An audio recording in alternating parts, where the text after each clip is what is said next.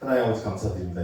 이렇게 또 귀한 시간을 내어주시고 아버지 손으로 오는 발걸음도 주님께서 인도하여 주시고 우리가 이 자리에서 또 함께 성경 공부를 나눕니다.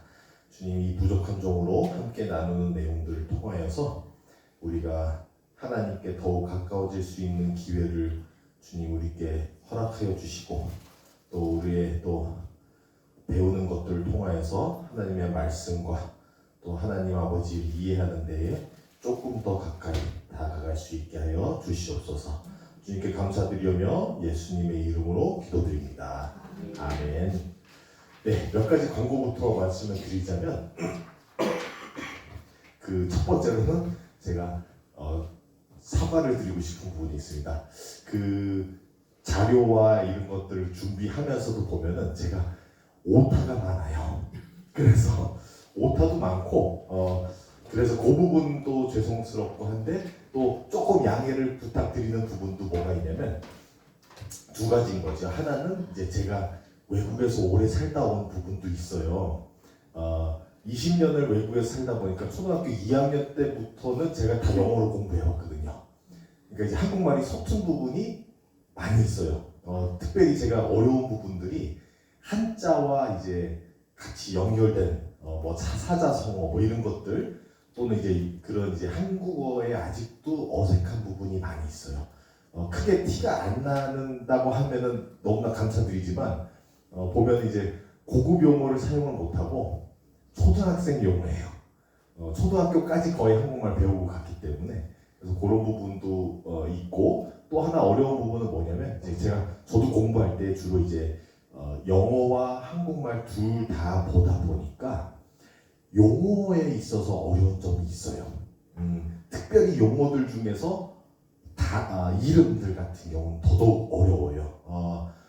같은 이름인데도 학자들이 조금씩 다른 방법으로 표현을 할 때가 있고 특별히 영어로 사용할 때는 그렇게 큰 차이는 없지만 한국말로 번역될 때에 또 다르게 번역하는 경우들이 있어서 더더욱 어려워진 거죠. 그러니까 원어에서부터 여러 가지 이제 몇 단계를 걸쳐서 한국말로 들어왔을 때는 이제 조금 더 복잡해지고 다양한 이제 방법으로 해석될 때도 있고 또 보면은 사회에서 이해하고 있는 사회에서 공부하면서 나오는 용어와 또 성경에서 나오는 단어와 다를 때가 많죠.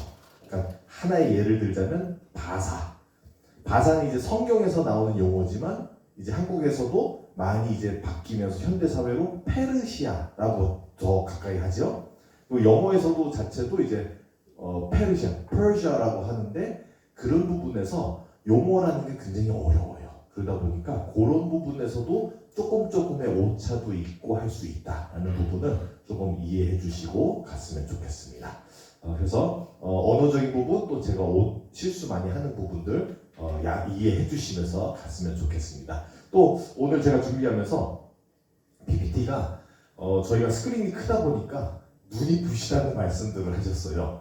그래서 눈이 부시기 때문에 왜 부신가 생각해 보니까 하얀 스크린이 많이 나올 때 부셔요. 제가 하얀 스크린을 했던 이유는 뭐냐면 원래는 검은 스크린에 하얀 텍스트를 좋아하는 이유가 밝지가 않아요. 근데 이렇게 큰 데서는 하얀 스크린으로 한 이유가 뭐냐면 인쇄할 때 조금 더 편할 때가 있어요. 근데 그것도 조정이 좀 가능한데 이게 조금의 차이가 있어서 조금 어려운 부분이 있어서 그래도 하얀색으로 이번 해보자 하고 시작해가지고 했더니 눈 부시다고 하셔서 지금 앉아 계신 분들도 눈이 부실까봐 조금 더 뒤에 앉으신 분들이 계세요.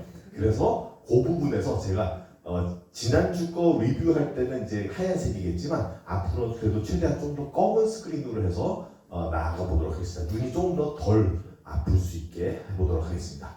자, 바로 4강 우리가 이제 시작하기 전에요. 지난주 한 거를 간단하게만 리뷰한다면은 수메르 문명에 대해서 얘기를 했지만 저는 항상 이제 역사를 배울 때 역사 자체로서 그 문명 자체로서만 배우는 것보다는 성경과 항상 연결을 시켜서 우리가 이해하는 게 중요하다는 거예요. 그러기 위해서 이제 성경 공부라고 하잖아요. 우리가 역사 공부는 아니죠. 성경 공부인데 이제 주제가 역사이고 그래서 제가 역사와 성경을 다시 끄집어오고 성경이 어떻게 역사 안에서 이제 어우러지는지를 함께 살펴보는 기회인 거죠. 수메르 문명 또한 성경에 있는 역사가 그 문화와 그 환경과 배경에서 이루어진다는 거죠. 대부분의 창세기에 있는 내용들이 지금 수메르 지역, 그러니까 메소포타미아 지역에서 특별히 더더욱 수메르 문명이 일어나고 있던 시기와 환경에서 같이 맞물려서 이루어지기 때문에 아담에서부터 우리가 족보를 훑어본 이유가 대부분이 수메르 문명의 이제 초기 단계부터 해서 쭉 들어오면서 도시들이 많이 발전될 때가 이제 노아의 홍수 사건 시대인 거죠. 왜냐하면 문명이 발전하면 동일하게 발전하는 게 죄악이에요. 안타까운 거죠. 사람들이 많이 늘어날수록 범죄가 늘어나듯이 반대로 죄악도 늘어나게 돼 있어요. 그런 이제 아이러니하면서도 같이 연결되는 경우가 많은데 그런 게 같이 맞물려서 노아의 사건이 어쩌면 일어날 수밖에 없고 그리고 또 이름들도 살펴보면서 다양한 이제 용어들 살펴보았고요. 그래서 특별히 뭐 예를 들면 셀라는 이제 멈추다. 어쩌면 이 당시에 굉장히 중요한 사건이 일어나서 갑작스럽게 일상이 멈춰졌을 수도 있고 에벨 같은 경우는 이제 강 건너편에서 온 사람 이렇게 이해할 때도 있고 벨렛 분열 나눠지다. 그러니까 이제 어쩌면은 바벨탑 사건이 이때쯤 일어나지 않았을까라고도 추측을 해볼 수 있는 그런 이제 사건들이 있고요. 그래서 그런 여러 가지 이름들이 그렇게 중요한 부분을 하다가 또 가다 보면 이제 아브라함도 나오고 아브라함과 이삭과 이제 야곱을 통해서 요셉과 야곱을 통해서 이집트 들어가게 되죠. 그래서 오늘 솔직히 이제 이집트로 넘어갈 건데 잠깐 리뷰를 보면서 그래서 이집트에 들어가는 사건으로서 이제 우리가 수메르 문명이랑 같이 맞물려서 보는 부분이 오늘의 이집트에 대해서 내용이고요. 일단 그다음에 족보를 보면서 이름들의 뜻과 시간에 대한 다른 개념. 오늘날 우리가 이해하는 시간과는 다를 수밖에 없다라는 여러 가지. 그러니까 이 족보도 우리가 이렇게 나열해서 보곤 하지만 꼭 우리가 정확하게는 이 나이나 이 시기가 이렇게 맞물렸을지 아닌지는 우리도 잘 아는 게 아니에요. 나중에 이제 천국 가서 하나님께 물어보면 되겠죠. 자, 그래도 대략 얼추 이 시기죠. 그러니까 시기는 그래도 맞물려서 족보나 이런 것들이 어느 정도로 맞아서 갔겠구나. 그래서 그런 흐름들을 함께 살펴보게 되었고요. 수메르 문명은 이제 도시 국가, 그러니까 하나의 큰 왕국이라 불리기보다는 각각 도시에서, 그러니까 조금 더 문명이 작은 축소 버전이죠.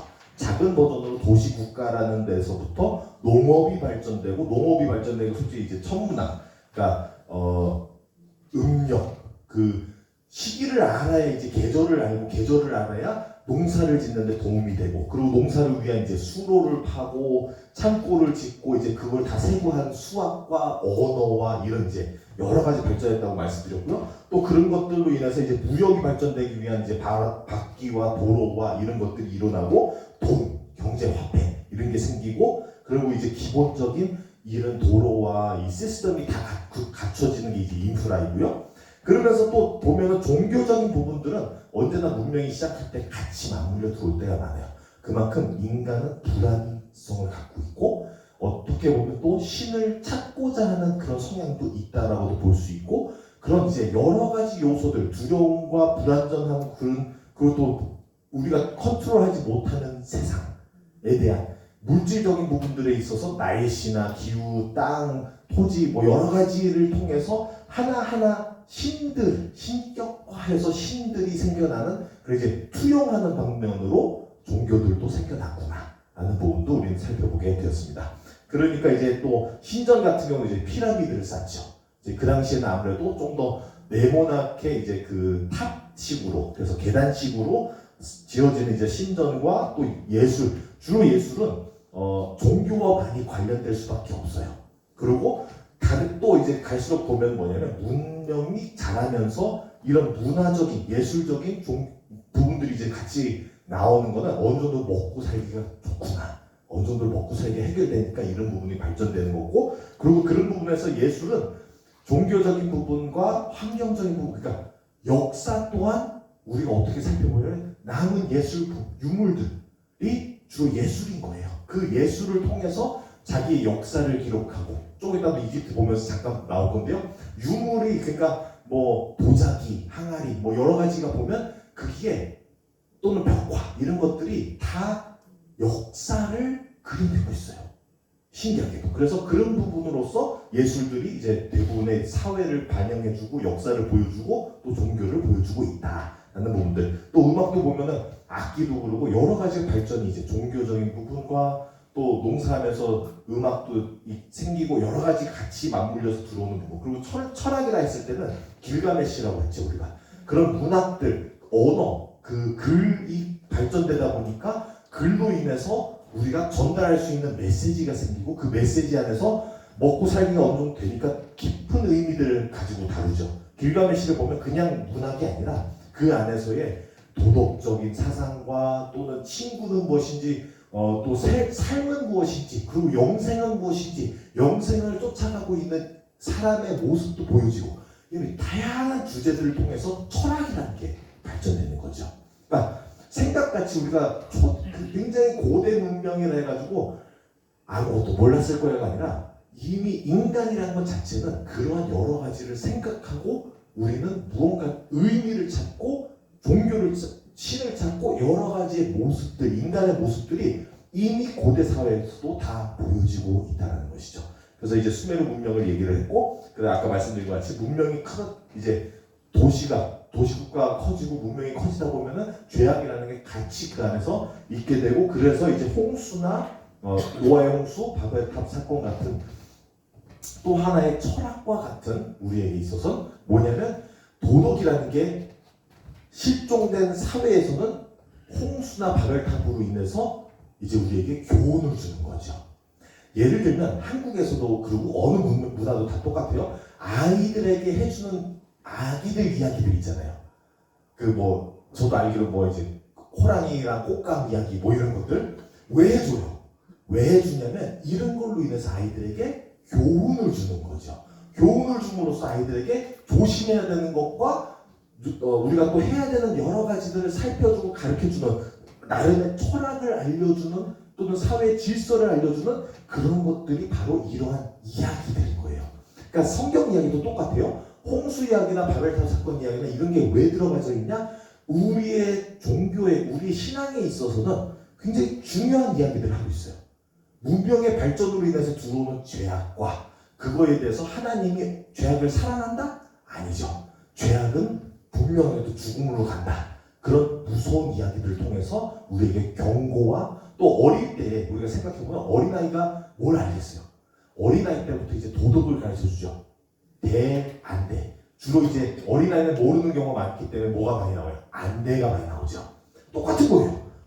그러니까 구약 성경의 대부분 내용은 뭐냐면 너 이거 안 돼, 이거 안 돼, 이거 안 돼가 굉장히 많은 거예요. 하나님이 신앙으로 자라지 않은 아이들을 키워내듯이. 그래서 이제 그러한 교훈들이 들어가고 있다는 걸 우리가 살펴보게 되고요. 대부분의 창세기의 배경이 그래서 수메르 문명에서 이루어지고 있다라는 부분에서, 수메르, 아까 말씀드린 것 같이 수메르 문명에 있는 그 이제 아브라함, 이삭과 야곱을 통해서 이제 연결되는 게 뭐냐면, 수메르 문명이 이루어지고 있을 때 당시에 같은 비슷한 시기에 또 다른 문명이 다른 지역. 근데 이제 보면은 수메르 문명, 우르에서부터 하란, 이제 이 지역에서의 많은 수메르 문명이 일어나고 있었으면, 또 오늘 살펴보면 이 반대쪽, 다른 쪽의 이야기들을 좀 더 살펴보겠습니다. 그래서 아브라함을 통해서 하란을 통해서 가나안을 들어가고 있는 이 시기에 야곱과 요셉을 통해서 이집트까지 들어가는 이야기가 나오는 거죠. 그럼 오늘 이집트를 다 다루게 된다면 뭐냐면, 이집트를 들어가서 갔다가 나오는 이야기까지, 그리고 나올 때는, 들어갈 때는 한 가문이 들어갔지만 나올 때는 한 민족이 나왔다 라는 것을 우리가 함께 살펴보도록 하겠습니다. 자, 이집트라는 것은 우리가 그래서 역사적인 부분을 깊이 가진 않지만 그래도 기본적인 건 조금 훑어가기를 바라서요. 주로 이제 이집트 문명은 어디서 시작되냐면 나일강. 너무나 중요하죠. 물은 중요해요. 인간이 살기 위해서도 중요하지만 농업과 여러 가지 다 생존적인 부분이 물이라는 거죠. 우리 인간도 오늘 세계에서 우리는 그냥 수도꼭지 열면 물이 나와가지고 당연시이지만 그 물이 조금이라는 게 하루만 단절돼도 많은 것들이 마비가 돼요. 사회 질서와 모든 게 멈춰질 때가 있고 그게 지속된다. 그러면 이제 문제가 생기는 거예요. 현대 세상의 재앙인 거죠. 근데 그런 부분에서도 나일강이라는 그 중요한 물 줄기를 통해서 문명이 시작되고 있어요. 그러면서 이제 주로 이제 나일강 쪽에서 농사를 짓는 문명, 그러니까 아까 말씀드린 같이 수메르 문명도 똑같죠? 농사를 지면서 발전되듯이 똑같이 농사를 짓 때 지역이 그냥 나일강 쪽이었다. 근데 이제 나일강이라는 게 다 좋지만은 않아요. 왜냐면 그 지역 자체도 수메르도 똑같고 사막이라는 곳이 있잖아요. 그러니까 사막이 그 당시에는 얼마나 사막화되었는지도 잘 모르겠지만 그래도 사막은 사막이라는 거고 굉장히 그 열악한 환경, 굉장히 험악한 그런 배경에서의 그리고 또 이제 이스라엘과 그 메소포타미아 지역을 보시면은 시기의 계절에 따라서 이 부는 바람과 이런 것들로 인해서 이 온도 차이와 여러 가지가 굉장히 많이 바뀌어요. 그러니까 그런 어려운 환경 속에서 기근도 많고 뭐 갑자기 물이 또 나일강인데 물이 갑자기 넘쳤어. 그러면 곡식과 모든 걸 다 휩쓸어갈 수 있잖아요. 그러니까 수메르 문명에서도 홍수 같은 걸 막기 위해서 이제 시스템을 구축했는데 이집트도 그런 부분들을 이제 농사지면서 준비를 하고 나아가는 것을 보게 되죠. 그러면서 이제 우리가 이집트의 문명을 조금 더 이제 큰 발전된 모습으로 가려면 발전되기 전 3100 기원전 3100년 전 정도는 이제 이집트를 남과 북으로 갈려서 나와요. 그걸 이제 남과 북이라 하지 않고 상하로 이제 나눠지는데 요 시기가 이제 왕국이 상 이집트, 하 이집트 이렇게 분리되어 있어요. 제가 노트를 드릴 때 제가 이 부분을 깜빡해가지고 이제 나중에 넣은 거라서 없을 수 있어요. 그래도 한번 같이 살펴보면서 이제 가시면 좋겠습니다. 그래서 이 상과 하 이집트를 통일시킨 이제 파로 이제 왕이 있는데 그게 이제 나르메르라고 나와요. 이제 우리 영어로 그냥 네이머라고 하는데 나르메르라는 왕이 이제 이 왕국을 통일시키면서 이집트의 이야기가 좀 더 확산되는 거죠. 그래서 자 이거 이집트라는 이 상황 이제 나일강을 통해서 이집트를 보게 되면요. 자 우리가 상 이집트, 하 이집트를 하는데 어쪽이 상이고 어디가 할까요? 그죠? 자 보세요. 우리는 주로 이게 굉장히 중요한 거예요. 우리가 그려내는 지도는 누가 그려내는지도 그래서 중요한 거예요. 왜냐하면 주로 우리가 보는 지구에서 지도가 주로 지도를 그리고 많은 나라들을 다스리고 발견했던 데가 유럽이에요. 그래서 유럽에서 만들어낸 지도를 많이 쓰다 보니 유럽이 북쪽에 가 있죠. 우리가 만약에 아래쪽에 살던 지방 사람들이 많이 나가서 나라를 정복하고 했으면은 우리 지도가 뒤집어져 있겠죠. 그리고 그들이 북에 있겠죠.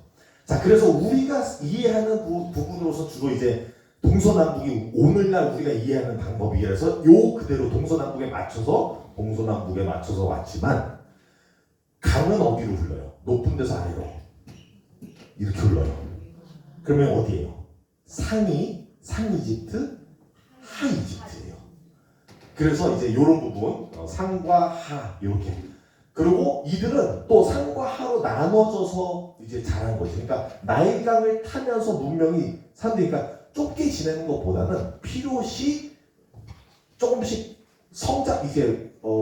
벗어나서 이제 확장해 간 거죠. 확장해서 가다 보니 상과 하라는 것까지 나오는 건데 이때에 이제 나르메르 왕이 통일시킬 때는 이미 상 이집트와 하 이집트가 다르게 다스려가고 있었어요. 자, 요거는 왕관인데 이게 상 이집트에 쓰던 왕관이고 이게 하 이집트에 쓰던 왕관이었어요. 그리고 나르메르가 이걸 하나를 통일을 시키면서 뭘 했냐면 왕관 두 개를 합쳐가지고 본인이 두 개의 국가를 다 다스리는 식으로 이루어진 거죠. 통일 왕국. 그러면서 요거를 아까 말씀드린 유물이란 도자기에서 발견할 수가 있어요. 그게 너무나 신기한 건데 이걸 나중에 찾은 도자기인데 이 도자기를 보면 나르메르 왕이 여기에서는 상 이집트의 왕관을 쓰고 있고 여기에서는 하 이집트의 왕관을 쓰고 있어요. 너무 멀어서 잘 안 보이시지만 그림이 좀 작지만 나중에 뭐 인터넷 찾아보시면 제가 또 그리고 또 나중에 제가 만든 이제 PPT 올려드리면 그 자료에 있어요. 이게 이 두 개를 다른 왕이 아니라 하나의 왕이 앞 뒷면으로 해가지고 상과 하를 다 통치하는 나르메르 왕을 그려주고 있는 거예요. 역사적인 사건을 도자기에서 발견되는 거죠. 그 당시에는 그러니까 도자기가 그냥 우리가 생각하듯이 밥그릇, 뭐 항아리, 뭐 뭘 담기 위한 것만이 아니라 예술품이죠. 그 안에다가 자기의 역사를 기록하고 뭐 이제 여기 같은 경우도 승리를 기록하고 전투를 기록 이런 것들을 기록하고 있어요. 그래서 이 3100 기원전 3100년 경전 그 정도의 그때 일어나던 나르메르 왕의 통일 왕국을 그려내고 있다라고 할 수가 있어요. 그러면서 이제 이집트가 더 발전해 나가는 거죠. 자, 저는 이제 여기서 멈추고 싶은 것이 아니라 실제로 이제 이집트를 하면은 우리에게 상징적인 부분이 있죠. 뭐냐? 성경 이야기랑 관련되었을 때 어디가 제일 중요해요? 이집트라는 것이 자주 나와요. 그리고 이집트 여기서 끝나는 게 아니라 요한계시록에서나 이제 종종 이집트가 언급이 돼요. 왜 언급이 되냐? 그 또한 이제 좀 이따가 나누도록 하겠습니다. 그래서 이제 일단은 농업과 천문학이 또 발전, 아까 말씀드린 것 수메르랑 비슷해요. 농업이 발전하면서 천문학이 발전되는 게 이제 계절과 이런 게 같이 맞물려서 가는 거죠. 그리고 무역과 의학이 많이 발전됐어요. 그래가지고 다양한 방법으로 이제 그 농업만이 아니라 여러 가지를 이제 잡초들과 이런 것들을 섞어보고 뭐 발라보고 하면서 이제 그런 의학도 발전하고 공학, 엔지니어링을 하죠. 거대 건축물들 그 당시에 이제 수메르 문명에서는 피라미드를 이제 두고 있는데 우리 이집트는 피라미드의 더 다음 단계죠. 피라미드가 더 이상 이 굴곡이 없고 똑바로 된 피라미드를 만들 수 있는 그런 기술이 생긴 거예요. 그러니까 어마어마한 기술, 물론 시대차로 이제 발전돼 나가겠지만 건축물들이 어마어마해요. 근데 여기 또 중요한 게 뭐냐면 이제 생략된 거지만 노동력이 중요한 거죠. 이런 걸 하려면 인력이 필요한 건데 그러니까 그 노동력을 사용하는 것도 이제 발전됐다는 걸 알려주고 있는 거고요. 그래서 공학이라는 게 수학과 과학과 뭐 하는 것들이 투자되어서 이런 굉장히 큰 건축물들을 만들어낼 수 있었다. 그리고 또 아까 말씀드린 것이 어느 정도 먹고 살기가 풍요로울 때 철학이라는 것도 생겨나고 먹고 살기 어려울 때는 오늘 당장 먹고 살기 위해 바빠요. 먹고 살기가 어느 정도 되니까 뭐를 생각하냐면 나는 누구 여긴 어디 그리고 의미를 찾다가 어디까지 가냐면 내가 죽으면 뭐가 되지 이렇게까지 가는 거예요. 굉장히 다음 단계죠. 다음 단계. 그러니까 철학이 그만큼 이집트가 잘 살았다는 걸 알려주고 있는 거예요. 사후세계에 대한 발전이 있으면서 그러면서 이제 물론 미라라는 게 생기죠. 미라. 그래가지고 사후세계에는 우리가 죽어서 끝나는 게 아니다라는 이제 사상이 생겼고 죽어서 끝나는 게 아니니까 우리가 그러면 그 다음 세계를 어떻게 준비하냐 하면서 돈이 없는 분들은 할 수 없지만 왕들은 본인이 다음 세계에 사용할 수 있는 자기의 몸을 잘 보존해야지만 다음 세계에서 쓸 수 있다. 그래서 미라라는 게 발전되고 미라를 위해서 굉장히 과학적인 많은 것들이 발전돼요. 그래서 의학도 같이 발전되는 거예요. 그러니까 몸을 어떻게 뭘로 둘러싸고 해야지만 그리고 뭐 몇 겹에서 뭐 해가지고 해야 몸이 보존이 되냐.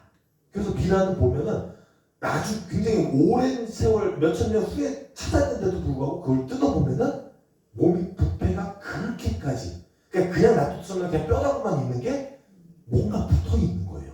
굉장히 대단한 과학적. 그래가지고 그러면서 뭐 또 발전되는 게 뇌랑 이제 다른 장기들도 따로 빼내가지고 따로 보관하고 뭐 이런 것들도 생기고 그리고 또 이런 사후 세계에 대한 이제 미라만 생긴 게 아니라 그러면 왕이 가가지고 그 왕이 이 세상에서 살던 이제 이집트 왕도 자기 스스로 안 했죠. 뭐 예를 들자면 한국에서도 왕이 자기 얼굴 자기 손으로 안 닦았죠. 뭐 보니까 그릇을 이렇게 흔들어주면 얼굴을 이렇게 담궜다가 하는 그런 식으로 이제 왕이 이집트 왕국에서도 본인이 안 했겠죠. 그럼 사후세계 갔는데 자기가 할 줄 아는 게 없어. 어떻게 돼요? 노예들. 그래가지고 자기 신하들까지도 당신은 묻힐 때 그게 이제 좀 더 고대의 문명에서는 왕이 미라될 때에 그 신하들까지 같이 미라를 시켜가지고 살아있는 사람 죽여가지고 보냈어요. 사후세계로. 그런 식으로 생각한 거죠. 그러다가 이제 나중에 가서는 그러면은 안 되겠구나. 신하들은 그렇게 가는 게 아니라 그래가지고 나중에 이제 작은 인형들을 만들어요. 그래가지고 피규어인이라 해가지고 그걸 같이 넣어놓으면 그게 이제 사후세계에 가서 왕을 돌봐주고 한다. 라는 이런 생각들이 생기는 거죠. 그래서 굉장히 많은 것들이 이제 발전되는 것을 보고 있죠. 철학이라는 것과 사후세계에 대한 관심과 여러 가지가 나오고 있다. 그러면서 이제 종교. 그래서 종교적인 부분이 같이 맞물려 있어요. 종교라는 게 다양한 다신론이라는 게 신들이 굉장히 많죠. 별의별 각종 신, 수메르보다도 더 많을 거예요. 이집트는 또 그 큰 규모가 크면 큰 만큼 상과 하로 나눠질 대로 상은 상대로의 왕들이 신들이 있고 하는 하대로 신들이 있고 나중에 통합되어서도 서로 섞어가면서 나눠 쓰는 공용 신들이 있고 또 다른 지역 신들이 있고 어마어마하게 많아요. 자, 그리고 다 알 수 있지는 않지만 그런 신들이 있고 자, 여기서 또 중요한 게 뭐냐면 왕을 신격화하는 제도가 생겨요. 그러니까 항상 있던 건 아니에요. 왕이 약할 때 그 신격화되는 게 약해졌지만 왕이 강해질수록 그리고 나라 자체도 강대국이 될수록 신격화되어서 때로 보면은 이게 이제 수메르보다 한 단계 더 올라간 게 뭐냐면 종교를 정치적인 요소로 사용한다. 오늘날 볼 수 있는 거죠. 그래서 오늘날 투표를 위해서 종교적 행사들을 이제 후보자가 다니는 이유가 뭐예요? 투표를 얻기 위해서. 종교를 정치적을 도구로서 사용하고 있는 것도 이집트에 이미 나왔어요. 자, 그러면서 왕권을 강화시켜가는, 그래서 이제 나중에 가서 아수르 배울 때도 그러는데 이게 이제 자기 합리화예요. 하나님이 나를 통해 쓰신다. 그러니까 내가 하는 모든 것은 신이 합리화한다 라는 식으로 이제 모든 것을 자기 합리화하는 그런 일들이 일어나는 거죠. 그래서 종교라는 게 굉장히 정치와 같이 맞물리는 것을 우리는 볼 수 있게 됩니다. 그 다음에 이제 이게 중요한데 땅이 큰 만큼 다스리기 쉽지 않아요. 그러니까 도시국가일 때는 어차피 그 도시만 다스리면 되는데 이제는 여러 도시들을 하나로 뭉쳐가지고 다스리다 보니까 중앙집권, 딱 그 바로가 사는 그 수도에서부터 모든 나라가 통치가 가능한 시스템이 필요한 거예요. 그래서 주로 이제 이집트에 이미 생기는 게 뭐냐면 자기의 가족들을 세워놓는 거죠. 그러니까 물론 이제 수메르에서도 이미 그랬지만 이게 더 시스템화되어서 어떻게 하면 더 체계적으로 이 이집트라는 왕국을 다스리고 갈 수 있느냐 이런 것들이 생겨난 거예요. 그래서 굉장한 막강한 권력을 휘두를 수 있는 신과 종교까지 힘입어서 어마어마한 힘을 누릴 수 있는 왕권이 세워진 거예요. 자, 그런 것을 이해하셔야지 그 배경이 뭐냐면 모세가 왕한테 대들었다는 건 신에게 대든 거예요. 모세가 웬만한 사람이었으면 바로 죽는 거예요. 근데 모세가 그걸 대들고 승리까지 했어요. 그리고 왕이라는 신만이 아니라 그 당시 이집트에서는 그 신 외의 모든 신들을 여호와 하나님이 한 번에. 그러니까 이런 역사적인 배경, 그러니까 그냥 흔히 생각하고 넘어가는 게 아니라 어마어마한 막강한 그 세력과 권세 앞에서 이건 다윗과 골리앗 이야기가 훨씬 벗어난 거예요. 자그마한 한 사람이 한 국가와 시스템을 무너뜨리게 되는 거예요. 굉장한 일인 거죠. 자, 그래서 이러한 권력에 대해서 이해를 할수록 우리가 그 이야기가 얼마나 대단한지를 더 알게 되는 것이죠. 그러면서 이제 나중에 가서의 이제 다른 아수르나 바벨론이나 이제 로마 같은 이제 영향을 많이 줘요. 이제 어떻게 하면은 중앙 집권, 이 중앙에서의 힘을 누려서 모든 것을 통치할 수 있냐. 그래서 나중에 보면은 이제 헬라나 저기 알렉산드라 대왕이나 로마 국가 제국이나 하면은 그 넓은 땅을 어떻게 다스렸냐, 이런 게 다 시스템이 여기서부터 기반을 통해서 발전돼 나아가는 것이죠. 자, 그러면서 이제 자, 그래서 제가 말씀드렸던 부분이 우리가 중요한 게 뭐냐면 이런 부분에서 이런 이집트 배경에서의 우리가 성경으로 들어갈 때 뭐가 일어나냐면 이집트의 출애굽 이야기 나오죠. 출애굽. 이집트 애굽에서 나오는 출애굽. 그래서 10가지 재앙으로 인해서 이집트의 신들과의 전쟁을 치르는 것을 우리가 보게 되는 거예요. 자, 그래서 우리는 좀 더 출애굽 중심적인 부분으로서 이집트를 한번 이것저것 한 번씩 살펴보도록 하겠습니다. 자, 출애굽이라는 이야기. 주로 우리가 시대를 주로 크게 두 개로 학자들이 많이 두고 있는데요. 저는 이제 요 세 번째도 그냥 흥미로 나누고 싶어요. 저도 이렇게 저렇게 보다 보니까 이것도 그냥 하나의 날짜가 맞지 않을까라는 그런 이제 생각이 아무도 모르기 때문에 저도 제 의견 한번 넣을 수 있는 거죠. 자, 일단은 이제 제일 대부분의 학자들이 옛날에 많이 생각했던 1440 기원전 1446년 전 투트모세. 보세요. 이것도 제가 자꾸 이름 매겨 말씀드리게 모세라는 게 강에서 건져내온 그런 이제 상징이 구원이라는 걸 상징하고 있는 이집트의 신에 대한 이제 그런 이름이에요. 모세가 그러니까 히브리 이름보다는 솔직히 모세가 아기 때 이집트 왕권의 이제 왕가의 건져냄을 받으면서 이름을 받았을 이름이 주로 이집트 이름이 가능성이 높다는 거죠. 그래서 그러면서 이제 살아가는데 투트모세 3세경 요 시기가 중요한 이유가 이때에 이집트가 굉장한 확장하는 시기였어요. 그래가지고 이분도 굉장한 막강한 권력과 나라의 번성을 누렸던 왕인 거죠. 근데 이 날짜가 굉장히 어려울 수밖에 없는 이유는 여러 가지가 있지만 그 중에서 저는 이제 몇 가지만 또 아래에 살펴보기 여기 노트에 적어놨는데요.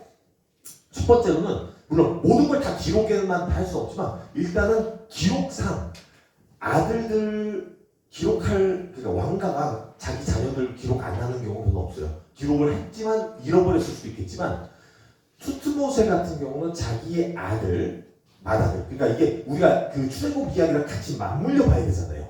그러면은 출애굽할 때 그 10가지 제안을 통해서 신들 제가 이제 그거를 그냥 여러분들이 흥미롭게 보라고 이렇게 해놨지만 그 노트 보시면은 이제 이 전장 1장에서 보면은 나일강 이게 이제 제안들 10가지 제안 두면서 옆에다가 신들에 대해서 넣었지만 이것도 다 추측인 거예요. 그러니까 어떤 신을 어떻게 했는지까지 정확하게 아는 건 아니지만 대략 어떠한 신들이 이런 일들로 인해서 굉장히 타격을 많이 받았겠구나라는 부분들 그냥 제가 이제 흥미롭게 해보고요. 이게 또 다 사람들마다 또 학자들마다 또 다르게 보는 경우도 있고요. 자, 그래서 이제 그 10가지 제안을 통해서 제일 중요한 건 이제 출애굽 나오는 사건에서의 어떤 시기가 중요해요. 물론 또 이제 시기로 다시 제가 가지만 솔직히 시기를 알 수 있는 바는 없어요, 우리도. 하지만 그래도 추측을 해보는 것들을 함께 나눠보는 거죠. 그래서 투트모세 시기에는 여러 가지로 그렇게 보고 있지만 중요한 거는 아들이 장자가 죽은 기록이 없어요. 왜냐면 출애굽에서는 이제 마지막 재앙이 이집트에서 나갈 수 있었던 이유가 뭐예요? 장자가 죽었어요. 어마어마한 아픔을 겪으면서 왕이 끝내 할 수 없이 내어준 거예요. 안 내어주면 우리 다 죽겠구나. 예시를 준 거지 하나님이. 왕자만 죽음으로써 이제는 너 죽음도 내 손 안에 있다. 생명과 죽음이 내 손 안에 있으니까 너희가 내 백성들을 내놓지 않으면은 내가 너희 다 싹쓸이해버린다. 그 두려운 공포가 확 온 거예요. 하루아침 만에 모든 이집트 장자들이 죽어 있었기 때문에. 그러니까 도시가 울음받아야죠. 그 공포 속에서 일어난 그 왕도 자기는 그거를 외면할 수가 없는 거예요. 본인에게도 공포이고 본인도 인간인데 그 공포 안에서 이스라엘 사람들을 내놓을 수밖에 없었던. 그러면서의 장자가 죽었는데 그 장자의 죽음 이야기가 없어요. 그러니까 투트모세는 장자가 죽었다는 기록이었고 오히려 투트모세 다음에 장자가 아멘호텝인데 아멘호텝 2세가 그 다음 왕의 자리를 차지하게 되는 거죠. 그러니까 이때 가능성이 별로 없을 수 있다. 그러니까 뭐 물론 학자들은 성경이 틀렸다고 보는 경우들이 있지만 저는 그렇게 보면 좀 어렵다고 보고 그게 아니라 이때 시기가 아닐 가능성이 더 높다라고 저는 보게 되는 거고요. 그러면 이제 다음으로 학자들이 주로 많이 두고 있는 게 뭐냐면 기원전 1225년경쯤 뭐가 있냐면 람세스 2세가 있는데 이때에 이분은 이게 죄송합니다. 노트에는 제가 또 그 오타가 많이 있는데 람세스의 첫째 맏아들은 장자가 죽은 건 알아요. 어린 나이에 그러니까 병으로 알아서 죽었다 이렇게 우리 흔히 학자들은 이제 추측하지만 일단 장자가 어린 나이에 죽었다. 그래서 람세스 2세가 솔직히 오래 살았어요. 이분이 이제 오래 산 걸로도 유명한데 오래 살면서 그 권력을 누리고 하면서 웬만한 그 아들들도 굉장히 많은데 많은 아들들이 그만큼 오래 못 살았어요. 그러니까 그만큼 수명 길이가 길지 않은 시기 때문에 대부분의 그 아들들이 다 죽어나가고 나중에 저도 기억 잘 안 나는데 16세인가 뭐 그 뇌 뒤에 있는 아들 하나가 이제 왕이 되는데 그 아들도 이 자기 아버지가 죽고 나서 자기가 왕이 될 때도 자기도 이미 나이가 많아요. 늙었어요. 아버지가 하도 오래 살아가지고. 그래가지고 그런 이제 여러 가지 일이 있지만 람세스도 보면은 장자가 죽었다는 것도 우리는 알게 되고 많은 건축물들이 있었다는 것도 알게 되고 그리고 특별히 이제 우리가 이 시기를 많이 이제 그래도 출애굽 시기가 아닐까라고 추측하는 이유가 하나가 있는데 이 람세스 2세는 굉장히 좀 달랐어요. 다른 왕들보다. 왜 다르냐? 이때의 수도가 옮겨졌어요. 그러니까 그 당시에 이 람세스 시대 때만 수도가 멤피스가 아니에요. 멤피스라고 하는데 멤피스가 아니라 이때만 그가 비람세스라고도 한국말로 하지만 파이람세스라고 영어로 하는 지역 수도가 바뀌었어요. 그리고 뭐를 생각하냐면 주로 이 람세스 2세의 아버지가 흔히 우리 그걸 뭐라 그러죠? 휴가 때 어디 놀러 가잖아요. 별장이 피람세스에 있어요. 근데 그러니까 제가 그냥 추측한 건 어릴 때 추억이 좋았구나. 그러니까 흔히 가가지고 쉬고 놀다 오고 하면 굉장히 아름다웠으니까 거기서 놀았겠죠. 피람세스라는 지역이 오히려 나일강 쪽에 가깝고 멤피스가 좀 더 아래예요. 그런 것을 봤을 때에 혹시나 이제 이 람세스가 어린 나이 때부터 추억이 많아서 거기를 수도로 자기가 왕 됐을 때 만든 게 아닐까. 그러면서 그 피람세스라는 곳을 수도로 만들고자 하니까 뭐가 일어났냐면 없던 건축물들을 지어야 되니까 확산을 시켰어요. 그래서 어마어마한 건축 프로젝트들이 일어난 거예요. 그게 이제 똑같이 뭐냐면 건축물들이 이때 많았어요. 많을 수밖에 없는 게 뭐냐면 성경에서 뭐라고 하냐면 노동력으로 썼잖아요. 노예로. 그러니까 굉장히 중요한 거예요. 그래서 그 부분에서는 맞다는 거죠. 그 부분에서. 그리고 피람세스인 이유가 뭐냐면 자 다른 그 왕들 때는 멤피스가 수도이면은 문제가 뭐가 생기냐면 거리가 너무 멀어요. 그러니까 하루 종일 걷는 걸로 쳐서의 3일 거리예요. 그러면 그렇게 된다면은 이 성경을 보시면은 아실 수 있는 게 뭐냐면 모세가 이런 사건이 일어났을 때 마치 옆 동네 가듯이 가서 왕이랑 얘기를 해요. 근데 옆 동네이려면은 가까워야 돼요. 거리가 수도가 가까워야 돼요. 자기네들이 일하는 곳이 가까워야 되고. 근데 다른 곳들이었으면 피람세스나 이런 건축물들이 일어나는 지역이 수도와는 거리가 있었겠다.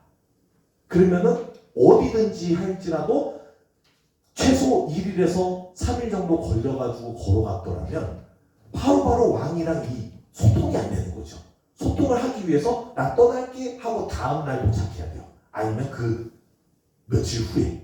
그러니까 이게 소통이 그렇게 바로바로 즉각 이루어지려면 요 시기가 제일 좋다는 거죠.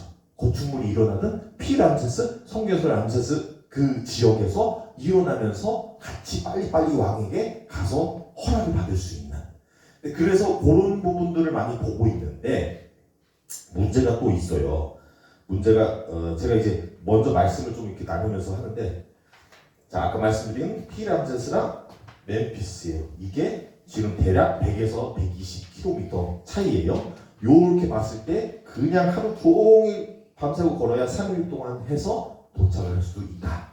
그 속도가 또 다르고 그리고 그런 이제 여러 가지의 사건에 있어서 이 확률이 좀 낮아진다는 부분들을 함께 나누겠고요. 자, 그다음에 근데 람세스 시대가 아닐 수도 있다라고 하는 이유가 또 뭐가 있냐면 나중에 생겨서 이제 메르네타 승리의 비석이라 가지고 스텔이라 해가지고 나무판에 그러니까 저기 돌판에다가 기록해 놓은 이제 승리에 대한 이제 비석인데 기록들이 있는 것을 봤을 때 뭐가 문제가 생기냐면 이 기록상 여러 가지 다른 나라들이 있어요. 정복을 자기가 가가지고 정복이 아니라 이제 싸우고 온 그래서 승리했던 것들을 이제 기록하는데 거기서 이스라엘이라는 나라가 등장을 해요.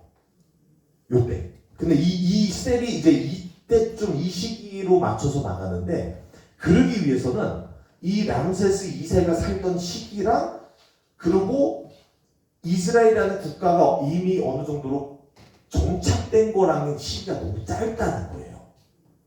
그러니까 그게 굉장히 어려워진 거죠. 물론 40년의 광야와 뭐 이제 여러 가지를 봤을 때에 그거를 여러 가지 다 해서 봐도 너무 시기가 가깝지 않겠냐라는 추측들이 있어요. 그래서 되게 애매해지는 거죠. 이 유물 하나 때문에. 근데 요걸로 인해서의 이제 그 이스라엘이라는 게 나오는데 요것도 그래서 제가 조금 또 흥미로운 부분을 같이 나눌게요.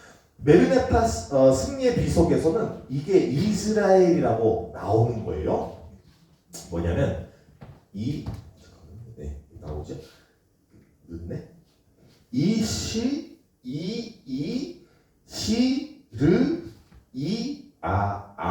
해가지고 이스라엘을 얘기해주고 있는 거예요. 그리고 이스라엘에서 이게 뭐냐면 이 뒤에는 설명을 해주고 있어요. 이스라엘에 대해서 뭘 설명하고 있냐면 남자와 여자가 백성들이 왕 없이 있다. 자, 왜냐면 이집트 같은 경우 이렇게 볼 때 여기에 주로 누가 붙냐면 왕이 붙어요. 왕이 그 자리에 앉아 있는 걸 보는데 여기는 왕이 없어요. 뭐냐? 왕이 없는 시기를 보여주고 있는 거죠. 그 도시국가였겠다라고도 얘기하고 있는데 그러면서 이제 이스라엘 나오고 또 흥미로운 게 이스라엘이 이제 비슷하게 이렇게 해서 나오는 데서 이 뒤에 붙는 게 있는데 그게 이제 도시국가라는 걸 얘기해주고 있어요. 그래서 도시국가라는 것을 증명해주고 있다. 그러면 이 멤피스 스텔을 통해서 당시에 이스라엘도 보여주고 있고 이스라엘 가가지고 싸우고 우리가 이기고 왔다라고 하는데 그러려면 이미 이집트랑 어느 정도의 시간도 그러고 정착도 했어야 되고 여러 가지가 사항들이 조금 안 맞는 거예요. 람세스 2세라는. 그래서 그런 부분도 해결이 안 되는 부분이다라고 말씀을 나누겠고요. 자, 기왕 그 나온 김에 제가 요거까지도 하고 다시 우리 저기 아멘호텔으로 이야기를 나누겠습니다. 기원전 1850에서 1800년경 도자기에서 뭐가 나왔냐면 이집트에서요. 그 예루살렘 루샬림은 이제 이집트의 그 표현력이에요. 이게 우르샬림이라면서 예루살렘이라는 게 이미 이제 나온다는 거죠. 그러니까 이스라엘에 대한 이제 역사적인 부분들이 다른 데서도 언급해서 역사적인 이제 비교해서 나가니까 있다는 거예요. 예루살렘이라는 것도 예전부터 있었구나라는 것들 그리고 가나안 땅에서도 살고 있던 백성들이 있었고 이스라엘이랑 이스라엘을 해가지고 이제 이스라엘 사람들이 있었구나 이런 것들을 우리는 또 이제 역사적으로 볼 수 있겠고요. 그리고 또 예루살렘 이스라엘 우리가 이스라엘이라 부르지만 자 처음에는 성경에서는 아브라함이 나올 때 이스라엘 사람이라고 하진 않죠. 왜냐면 이스라엘이라는 뜻은 어디서 나와요? 야곱이죠. 자 맞아요? 야곱이 아브라함보다 전에 있지 않았죠. 그러니까 아브라함 때는 이스라엘이라는 언어가 없어요. 그리고 이제 민족이 나중에 가서 이스라엘이라는 민족이 생겨서 이제 이스라엘을 쓰지만 그 이제 역사를 보고 그 전에는 이제 유다. 자 그래서 어떻게 해서 히브리랑 유다랑 이스라엘이 됐냐 이런 걸 조금 잠깐 살펴본 거예요. 아브라함 때는 이 민족을 뭐라고 하냐면 히브리 사람이래요. 히브리. 그래서 요게 이제 창세기에서 나오는 말씀인데 여기서 히브리 제가 말씀드린 모음 없이 자음만 쓰잖아요. 이브르예요. 이브리. 그래가지고 이게 뭐냐면 이게 맞아요. 너무 잘하시네요. 에벨, 똑같은 자음이에요. 그러니까 에벨, 강을 건넌 사람들이 히브리인 거예요. 그러니까 어떻게 보면은 이제 이 당시 사람들을 표현할 때 또 이제 모세오경이 나중에 쓰였다고 이제 아브라함이 있을 때 아브라함이 쓴 게 아니니까 그때는 이 민족을 뭐라고 불러요? 강을 건너서 온 사람들. 근데 그러면 주로 이제 학자들은 또 이렇게 생각해요. 강이 유브라데 강 쪽에서 넘어서 와서 이집트에 온 사람들이라고 볼 수 있겠지만 오히려 홍해를 건너서 가나안 땅으로 들어온 강을 건넌 사람들일 수도 있다는 것이죠. 그럼 그 사람들을 나중에 가서 히브리인이라고 바다를 걷는 거죠. 바다를 건너서 온 사람들. 그래서 히브루, 에벨이라는 단어를 쓰고 있을 수 있다라는 말씀을 드리겠어요. 그래서 이 정체성은 홍해 바다 건너온 사람들일 거예요. 정체성이. 그리고 외부에 있는 사람들이 이게 너무나 강력하게 인식이 박혀가지고 이 사람들은 바다 건너온 사람들이다라고 하는 거죠. 자, 그런데 이제 이 사람들이 이제 유태인, 우리가 또 유태인은 어디서 나오거든요? 유태인. 예후디라는 유다의라는 유다의 무엇이다라고 했을 때 그래서 이스라엘 분열왕국 요거 이제 다음 주에 제가 이스라엘 역사를 좀 다루게 될 건데요.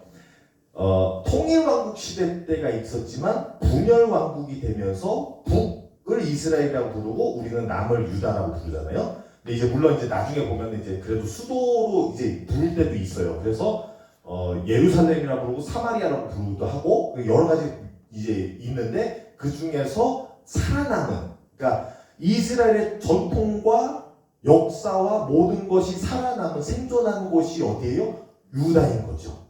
그래서 유태인, 유디 해가지고 유다인들이라는 것을 이제 주라고도 하는데 영어로는 그렇게 불려진다는 것이죠. 나중에 돼서야 이제 이스라엘이 흩어졌다가 또 붙으면서 이스라엘이라는 이름을 통해서 국가가 세워지는 거죠. 그래서 이런 이제 이런 발전들이 있구나라는 것을 잠깐 살펴보고 싶었습니다. 다시 돌아가서요. 아까 죄송합니다. 이렇게 이 마지막 제가 나누고 싶었던 게 이것도 가능성이 있지 않을까라는 걸 그냥 흥미롭게 한번 넣어보는 거예요. 맞다는 거 아니에요? 아멘호텝 3세 때는 또 보면은 이분은 굉장히 외교 정세가 굉장히 좋았어요. 굉장히 주변 국가들과 이때 굉장히 번성하고 굉장히 나라가 잘 살고 금이 넘쳐나고 그래서 외교 다른 데도 보면은 금을 거의 뿌리듯이 했어요. 그리고 금을 사가기 위해서 많은 것들을 갖다 바치고 자기의 공주들 딸들도 갖다가 결혼시키고 이런 이제 역사가 있는데 이 시기가 굉장한 또 아멘호텝은 굉장히 막강한 권력을 누렸던 사람이에요. 많은 그만큼 부가 들어오면서 부를 누리면서의 건축 프로젝트도 굉장히 많았고요. 자, 이 사람도 보면은 이 왕에 대해서도 맏아들이 어린 시절 죽은 것으로 나와요. 그래서 요것도 가능성이 있는 것과 많은 이제 그 건축물들이 있는 것과 저는 요거를 또 하나 좀 더 살펴보겠는데 잠깐 다시 돌아가면요. 이름들을 했는데 아멘호텝은 뭐에서 나오냐면 아문이라는 신을 섬기는 이름이에요. 그러니까 아문이라는 신이 만족하다, 기뻐하다라는 것이 아멘호텝이라는 이름이에요. 그래서 이제 신과 연결시켜서의 신을 기쁘게 하는 왕인 거죠. 근데 이 아들이 아멘호텝이 이제 아문은 이제 그 공기와 태양과 창조의 신이라고 이게 또 이해하셔야 되는 게 뭐냐면 제가 여기 1장에서도 그 신들을 많이 이렇게 좀 넣었지만 신들이 비슷비슷해요. 뭘 갖다 붙이냐에 따라서 다른 거예요. 왜냐면 전통이 달라요. 땅이 넓은데 이 민족들이 다 다양하게 있다가 보니까 전통들이 달라요. 근데 그걸 다 합쳐놓으니까 여기서는 공기의 신, 여기에서는 바다의 신인데 그래가지고 통일왕국이 되니까 공기와 바다의 신. 그리고 이제 다른 지역들에서 뭐 또 다른 이야기들이 뭐 해가지고 굉장히 복잡해요. 그래서 뚜렷하게 뭐가 뭐다라고 나오지 않고 태양의 신도 굉장히 많아요. 그러니까 그만큼 이제 신들이 굉장히 많아요. 그러니까 조금 또 다르게 본다면 가문의 신인 거예요. 자기 가문이 믿어왔던 신이 나중에 자기가 힘을 얻어서 왕권에 들어가게 되고 하면은 뭐냐? 우리 신이 나를 왕권에 세워주셨으니까 이 신이 진정한 신이다. 이렇게 돼버리는 거예요. 그러니까 신과 굉장히 많은 관련이 있는 데서 아문이라는 신으로 해서 아멘호텝이 이제 물론 대대로 내려오는 신이고 대대로 이제 그 왕권을 받아왔고 왕조지만 그러면서 이 아문이라는 신을 섬기고 있는데 이 아들이 흥미로워요. 저는 이 아들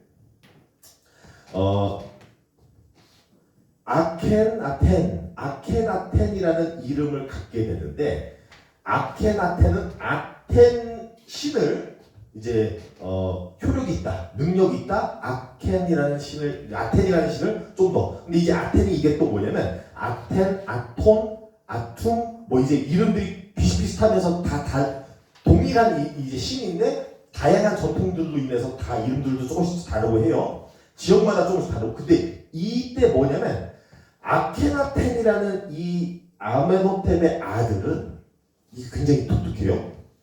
지금까지 제가 말씀드린 거는 다양한 신들을 섬기고 있는 이집트 문명에서 갑작스럽게 왜 아테나텐이라는 아들은 왕이 들어서서 아텐이라는 이 신을 오로지 유일신으로 섬기고자 하는 운동이 일어나요. 물론 성공하진 않아요. 근데 이것도 저는 굉장히 신기하다고 봐요. 왜냐면 아텐은 이제 모든 것의 신이다라고 하면서 강조하면서 유일신을 하는데 이게 이 아케나텐이라는 이 아멘호텝의 몇째 아들인지 저 기억이 안 나는데 뭔가 인식에 강하게 박힌 게 아닐까. 본인의 생애에 들은 이야기들이건 본인이 겪었던 역사건 뭔가 이 여러 가지 다양한 신들이 있는 데서의 뭔가 강력한 하나의 신으로 다 때려 부신 거죠. 그게 너무 인식이 강해가지고 그 신을 아텐이라 부르면서 아텐 유일신 운동을 벌인 게 아닐까라는 생각을 해본 거예요. 가능성도 있죠. 그렇게 된다면은 어쩌면 출애굽 시기가 이 아멘호텝 시기에 일어나면서 아들에게도 그리고 여러 가지에게도 영향을 끼친 게 아닐까. 아멘호텝이 또한 그만큼 강대국이 그만큼 셌는데도 세력이 불구하고 말년에 많은 나라들이 침략해서 들어와요. 물론 왕이 약해졌다는 소문을 듣고 왔을 수도 있지만 갑작스러운 왕의 이제 건강 문제와 또 어쩌면은 갑작스러운 군대에 무슨 영향이 끼쳐서 갑작스럽게 약해졌다라는 소문이 돌았을 수도 있다는 거죠. 그러면은 그 소문으로 통해서 다른 국가들이 이집트는 어떻게 해서 군대들이 싹 어떻게 됐다고? 그러면 뭐 남은 군대가 있었겠죠. 근데 그러면서 침략이 많이 들어오면서 요 왕조가 이제 위태로운 상황으로 접어든다라는 것이죠. 그러니까 이런 것들을 봤을 때 우리 다 몰라요. 정확한 시대도 모르고 하지만 이런 부분들 생각도 해볼 수 있다. 그래서 역사와 이렇게 매칭시킬 때는 주로 여러 가지 우리의 그 일들과 사건들을 같이 매칭시켜서 어떻게 타당한지를 여러 가지 같이 보게 된다라는 것도 함께 살펴보았습니다. 자, 쭉쭉 나가겠습니다. 자, 출애굽에서 또 중요한 게 있어요. 이게 홍해지요, 홍해인데 옛날에는 이집트 여기 파이램세스랑 멤피스가 있고 여기서 일로해서 홍해를 건넜다라는 전통을 믿고 왔는데 또 어느 이제 21세기 되니까 뭐 다양한 학자들이 뭐 해가지고 여기가 아니다 여기다 가보니까 여기에 딱 그 양쪽에 높은 산들로 인해서 백성들이 몰려가가지고 딱 머물 수 있고 홍해만 볼 수 있는 몰릴 수 있는 곳이 여기더라. 그리고 여기에 뭐 그거 있잖아요. 막 별의별 그 소문이 많아. 그래가지고 뭐 바다에 가보니까 뭐 마차 바퀴 같은 게 있다. 뭐 이런 거 있잖아요. 요 지역이에요. 근데 자, 제가 말씀을 또 계속 하면은 같이 들어드려요. 이러면서 여기라고 증명한 사람이 나중에 가서 또 뭐라고 하냐? 다른 사람 여기다. 여기가 제일 물길이 낮다. 그러니까 이제 지대가 낮다. 그래가지고 건널 수 있다. 이렇게 하는데 요즘은 또 기술이 많이 발전돼가지고 여러분 여기도 넣는지 모르겠네요. 홍해 세계 지도를 플롯맵이라 해가지고 지대를 볼 수 있는 프로그램들이 있어요. 그래서 저도 굴려봤어요. 자, 홍해예요. 홍해. 이쪽을 수에즈만이라고 하고 저쪽을 아카바만이라 해요. 아카바, 수에즈. 자, 근데 이게 대략 60m 정도 물이 떨어지면 수에즈만은 땅이 보여요. 근데 아카바 쪽은 60m 어림없어요. 이게 땅이 보일 때까지 제가 굴려봤어요. 보니까 대략 800m 이상 물이 빠져야지만 아까 보였던 그 자리 있죠. 거기가 조금 보여요. 물론.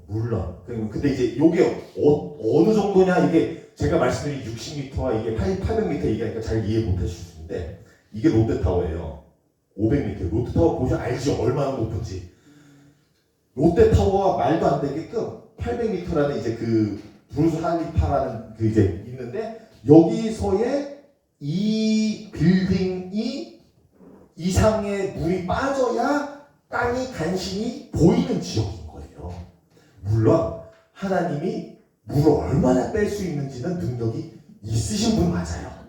맞죠? 근데 저는 그냥 가능성을 제일 쉽게 보면 하나님도 좀 이런 부분은 조금 그래도 쉽게 할 수 있지 않겠냐 했을 때 물을 60m 빼가지고 건너게 할 수 있는 거랑 800m 이상의 물을 빼가지고 건너게 할 수 있는 거랑 다르잖아요. 그러니까 자꾸 여기다 이렇게 하지 말고 원래 전통이 왜 옛날에 그랬겠냐고요. 신기하고요. 전통이 이렇게 봤는데 전통이 그냥 전통이 아니라는 거예요. 저도 막 신기하게 여기 맞냐 막 이렇게 옛날에 글 많이 봤지만 이렇게 다 재고가 보니까 전통이 조금 더 가까울 수 있겠구나라는 얘기가 드는 거예요. 이집트에서 건널 수 있는 곳들이 물이 60m만 아래로 떨어지면 건널 수가 있어요. 그래서 그런 부분도 물론 더 많이 빼실 수 있지만 그렇게 하실 수도 있다라는 이런 것들을 저희 이제 여러 가지 이제 요즘 현대 사회에 그것도 갖고 오는 거예요. 그래서 일단 물이 죄송합니다. 다시 들어가서 물이 어디로 빠지냐가 중요한 이유가 왜 있냐? 신의 사이나이 반도죠. 여기가 중요한 이유가 물을 여기서 홍해에서 건넜으면 신의 산이 어디 있어요? 그죠? 여기 내려와서 신의 산이 여기 있어요. 근데 문제가 있어요. 홍해를 여기서 건넜다는 사람들은 신의 산이 어디 있어요? 건넜다 다시 돌아왔나요? 말이 안 되죠? 여기서 건너면 신의 산이 사우디아라비아에 있어요. 사우디아라비아 쪽에. 라고 보게 돼요. 그래서 신의 산 찾는다고 사우디아라비아를 그렇게 등락하는 사람들이 많은 거예요. 근데 전통으로 인해서 보면은 저는 이제 전통이 더 맞겠구나 보는 부분인데 그래서 우리 담임 목사님도 이제 한번 출애굽이랑 다 하셨잖아요. 이쪽 지도를 하는 이유가 있는 거예요. 전통에 따라서는 신의 산이 여기쯤에 있다. 그리고 광야 방황한 시기가 이게 더 확률적으로도 높은 이유가 뭐냐면 지금 이 양쪽의 물로 인해서 다른 나라의 침략을 막고 계신 거야, 하나님이. 근데 일로 들어오잖아요. 뭐냐면 여러분들 이야기 잘 하시니까 요단강을 건너가지고 할례를 한 게 얼마나 어리석은지 아시죠? 왜냐면 적군에 들어가가지고 제일 약해진 거예요. 오로지 하나님만 믿는 거예요. 똑같은 거예요.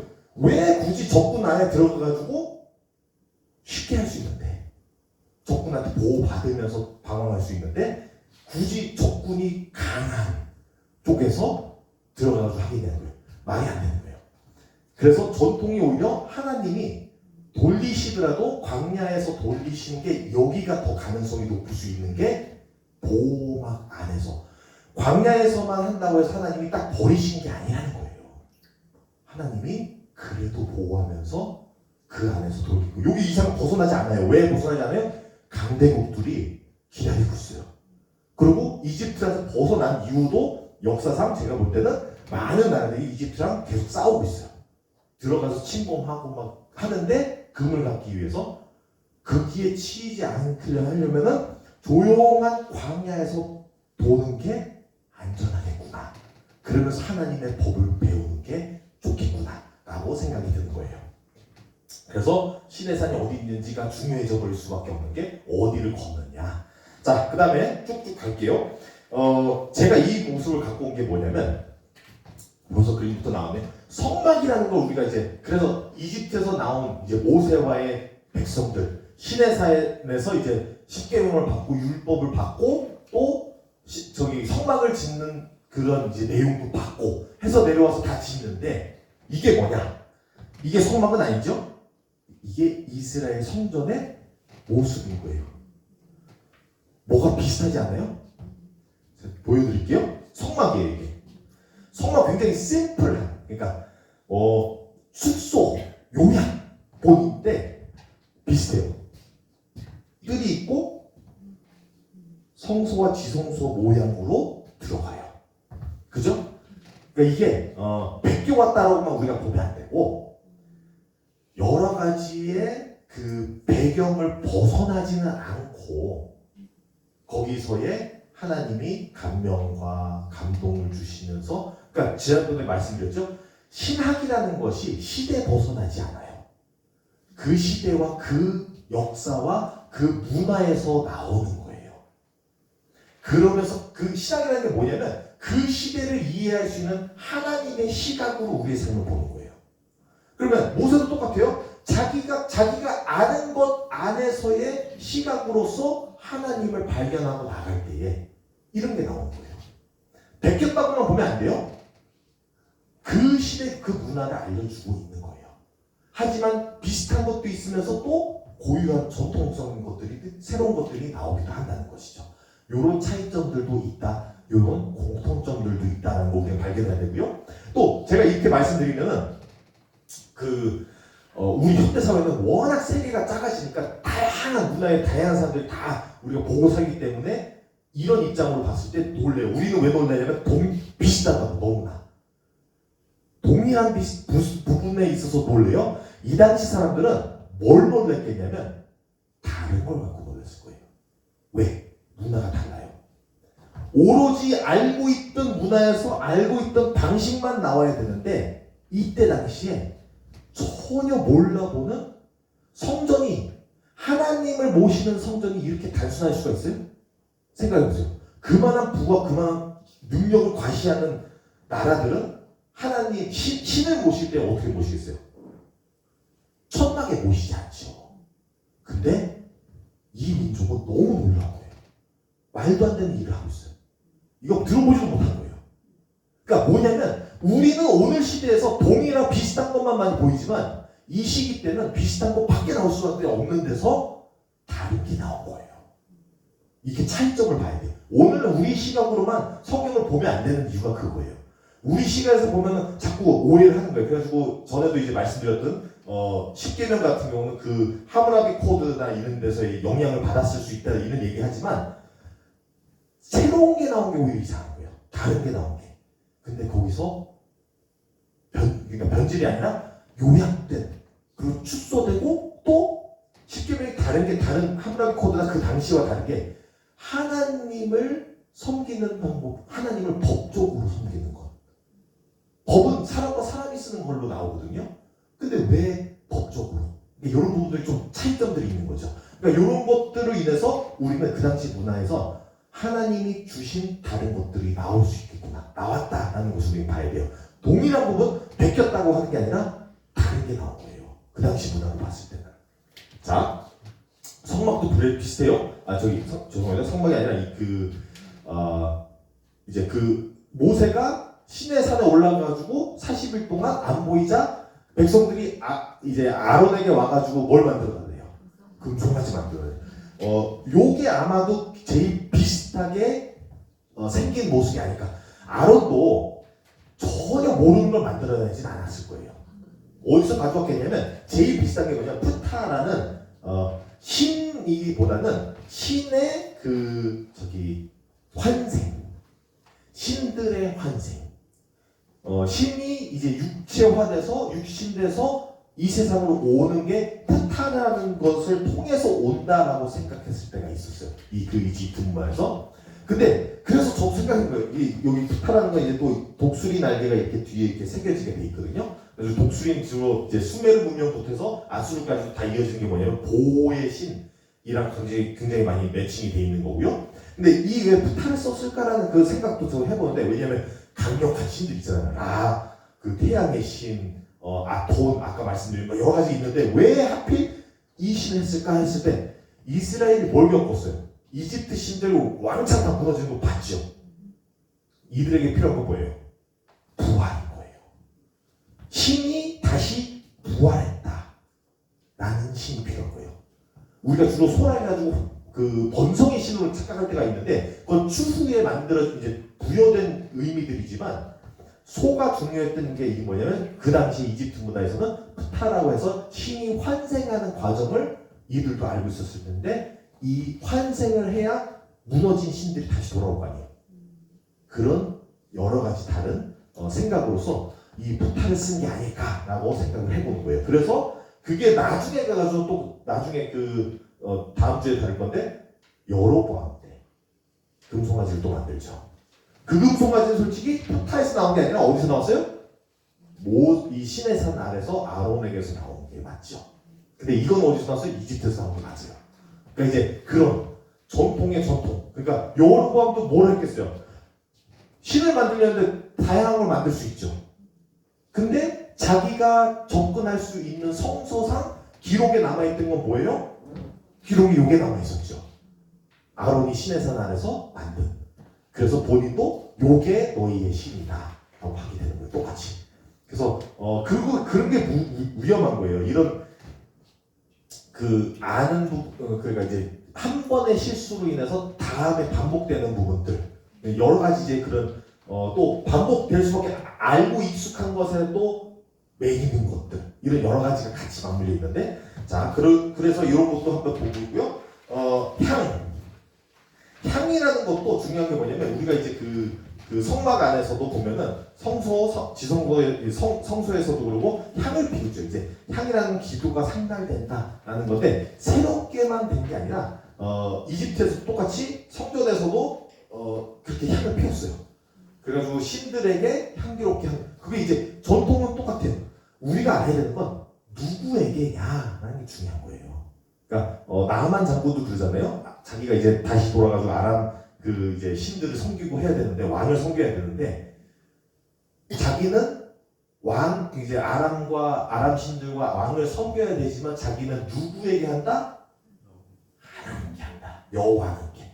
그게 중요한 거예요. 그러니까 예배라는 것도 우리가 요한복음 4장에서 또 발견하죠. 하나님께서 예배라는 걸 뭐라고 얘기해요? 영과 진리로 할지니라. 그렇게 예배드리는 자를 찾는다 하는데, 그게 뭐예요? 어디가 있든지. 그러니까 이게 중요한 게 뭐냐면, 우리가 어쩌면 세상에서 우리가 하나님을 모시는 마음으로 살면은 거기 하나님의 나라가 임하고 거기가 사역이 맞아요. 근데 반대로도 생각한다면, 교회에 들어와 있는데 자기의 영과 진리는 딴 데가 있다. 뭐 하고 있는 거예요? 다른 분한테 향을 피우고 있는 거예요. 그게 똑같아요. 누가 봐도 비슷해요. 누가 봐도 그 모습이 그 모습이에요. 근데 누구에게냐? 라는 게 우리가 중요한 거예요. 하나님은 뭘 보시는 하나님이에요? 중심, 마음을 보시는 하나님이에요. 이거를 자꾸 놓칠 수 있는 게, 그래가지고 유대인들이 왜 놓친 거예요? 율법주의. 행위라는 행위는 다 모습은 똑같이 나왔는데 거기에서 뭘 빠졌어요? 하나님에 대한 마음이 빠진 거죠. 그거를 예수님이 올바르게 잡아주기 위해서 오셨고, 그러니까 이런 중요한 부분들이에요. 모습은 동일할 수 있고 모든 것이 다 비슷할 수 있지만, 중요한 건 누구에게 드려지냐는 것을 하나님이 보신다는 것이죠. 자, 나가겠습니다. 언약궤라는 게 이제 그래도 이제 많이 이게 제일 비슷하겠구나 하고 많이 연출을 해주시는데, 그 위에 이제 쉐루비라 가지고 이제 날개 있는 이제 문양들이 있는데, 이게 이제 또 이집트에서 많이 비슷하게 보여지는 것들도 있다. 없다는 게 있다. 인정할 거는 인정하고 가자라는 거예요. 없다라고 해가지고 요걸 이렇게 막 숨기고 이것만이 막 해가지고 할 필요 없어요. 문화에서 나오는 거예요. 자기가 보고 배운 게 있는데. 그러니까 좀 달라요. 예를 들자면 우리가 요거 선악과라고 했을 때 머릿속에 먼저 뜨는 게 뭐예요? 사과 같은 모습이죠. 왜 그래요? 그만큼 사과로 표현해왔기 때문에. 우리가 맨날 보고 온 게 선악과는 사과같이 모양이었으면 애들 보고 너네 선악과 그려봐 하면 뭐가 나와요?